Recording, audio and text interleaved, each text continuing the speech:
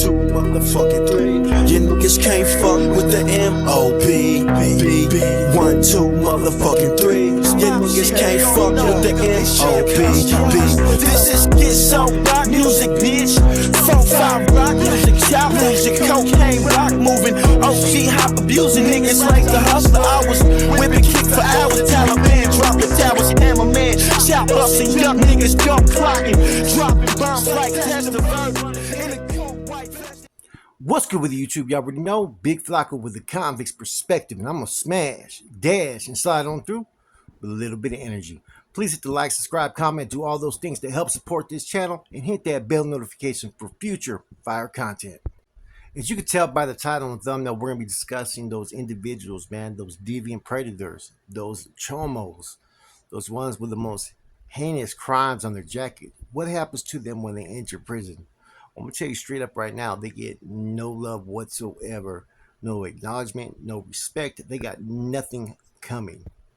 Even on the more higher level SNY yards, which are known to be sensitive knee yards, the SNY gangs on those yards will not let any type of individuals with those type of charges walk their lines. And if they find out on them level 4s, they deal with them. I can't say that about the lower levels, but the level 4s most definitely. Now, they have special places for a lot of these individuals. PHU, Protective Housing Unit, or they go to these lower level SNY yards. But back in the days, if one was ever to get caught slipping, right, put out there in the main line, oh, they're getting chopped up, right? It's off top. You're going to have them leaking with holes. They're going to be taken out in a gurney. There's no exception if one of those is able to walk the main line, that they should be able to walk off that main line. And that's just the truth of it. I got to make one decision one time on an individual, which I'm not the one that greenlit to do that first. That came from another authority, but the dude ended up in my facility, so I ended up having the dude removed with weapon force. When I was in DVI in 2006, as I've discussed before, I was the authority in charge for quite some time there. Okay, I had to restructure that whole facility, and I started working with a lot of soldados that were there, that were from fucking, Stockton, Modesto, Sacramento, different areas out there. Whereas I'm used to going through Queen Mosque, which everybody's from like San Jose, Santa Rosa, Salinas, Frisco. So at that time, I had, established myself in the system and on the streets as being a pretty honorable individual. You know what I mean? And I would step into some places, and I'd already end up taking a position of authority usually, or some type of position within the household off top. And at that time, like I said, I was the AIC of DVI. And I started working with an individual named Chuco from Stockton. He used to go by the term name Wino. Now, Chuco had been a bro for a long time, way back into the 80s. At one time in the 90s, they tried to remove him off the K-Wing yard. They ended up slicing him. He ended up coming back and being cleared of whatever charges they filed against him. I don't know if it was an abuse of authority call or if he made it right. In any event, man, I started to grow a really good liking for the individual, right? A lot of the stuff that I needed to have taken care of there, I would have him take care of it. I would have him pretty much fucking see everything that was going on, because you always want to have someone that could be witness to any decisions or choices, right? So we get an individual that comes through there named Silent from Stockton. Okay, now Silent was on a new number, and he came in off the Wolfpack incident. But see, he was on the other yard. See, at that time, there was a section called L3, no, L2, I believe. I don't think there was L3. But L2 had an overflow section to where they started running yard. So a lot of my messages, I remember I conveyed them to an individual named Scarface from Frisco, right? I would go to yard. I would be on that side where his window was at, and I would fucking sit there and relay some codes, and he would know what time it is. I had one individual removed about 2 yards before, which was a dude named Rhino from fucking Santa Clara, for cowardice acts, right? Now, I just got the report at that time in regards to this individual Silent, right? And Chuco filed a report on him and said that, this is what happened. That he was my excelli, we were cool, but what ended up happening after I left, he started writing my stepdaughter. and his stepdaughter was 15 years old. Now he had proof of all the letters being sent and whatnot, and at that time it had been stamped by Charlie Oakes, Peanut from Stockton, who at that time was a street regiment commander out there, even though he was working with law enforcement. But that was kind of unknown to us at the time. So I ran a check out there to the streets, and it came back that he was all bad. You know what I'm saying? Even though he had a new CDC number. So next yard, what do we do with those individuals? We chop them up. I sent word to fucking Scarface. You know, same thing as Rabbit, which Rabbit was a code name for some dude that was supposed to be hit on the reception side that they weren't able to get, but they remembered it. So I said, with that individual Rabbit, that yard, they chopped him up. Okay. See, with individuals who commit those type of crimes, a lot of times, man, if you have them fucking straight up caught red-handed, right? There's really gonna be no fucking questions marks about, okay, what were you doing? You know what I mean? What are your intentions? Nah. If you see it, you witness it, and it's beyond proof, pretty much it's one of those things to where you deal with it, because once you start questioning them, a lot of times they're gonna fucking lock it up. Now it's very rare you're gonna get any type of fucking North Daniel, right? Or Hispanic that comes in and hits the GP that has some type of fucking, you know, serious Chomo charges. Nowadays they lock those dudes straight up. But back in the days they would sometimes be on the yards and they would just get chopped up. Right?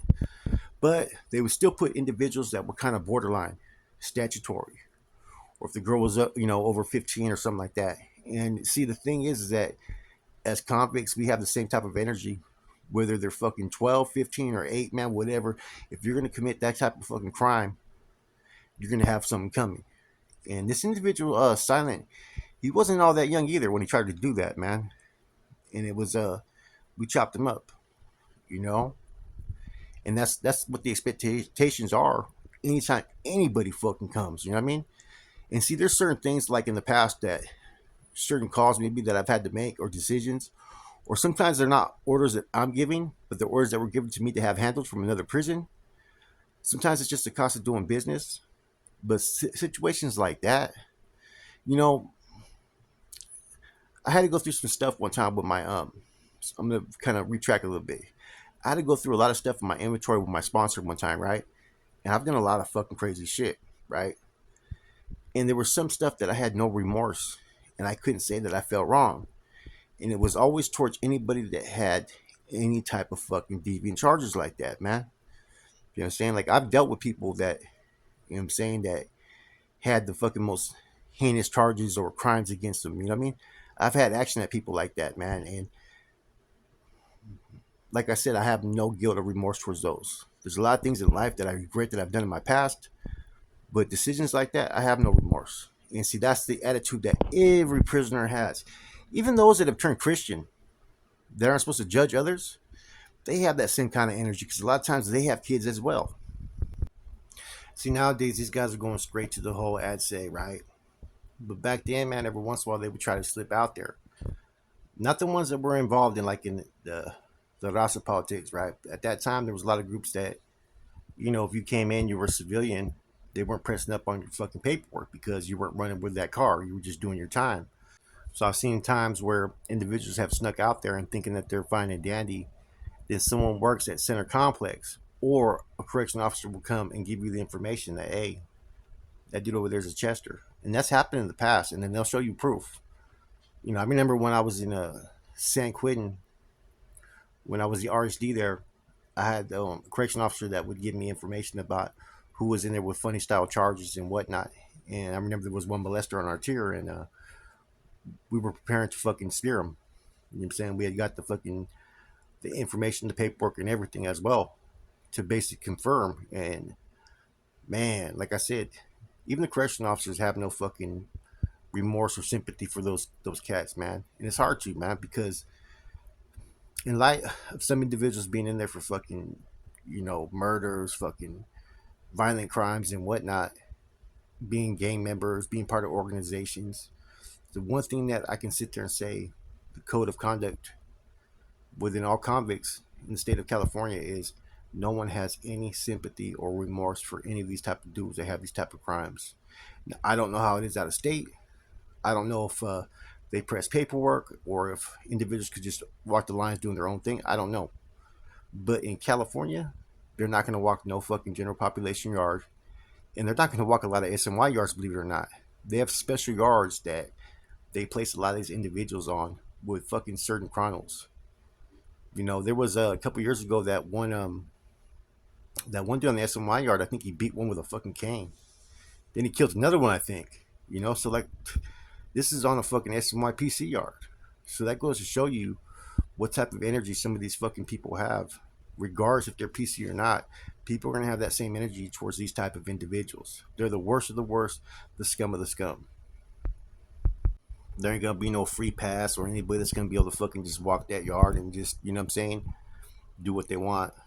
You know what I'm saying? You're going to have to fucking basically fucking eventually pay the piper, man, and get deal with if you have those type of fucking charges, man.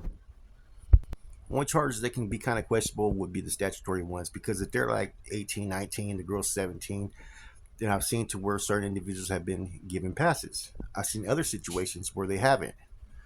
Like, say, SPM's case, if that was in California, oh, he would have been whacked a long time ago.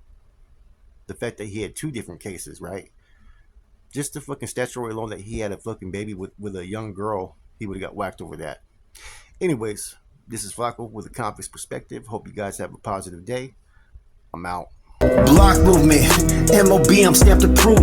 If you want the static, about to let this beast loose. Picking up work, kickstands in the birdie, pushing Libertars a craze, breaking down the wide girly. Workers for the team, running out of product early.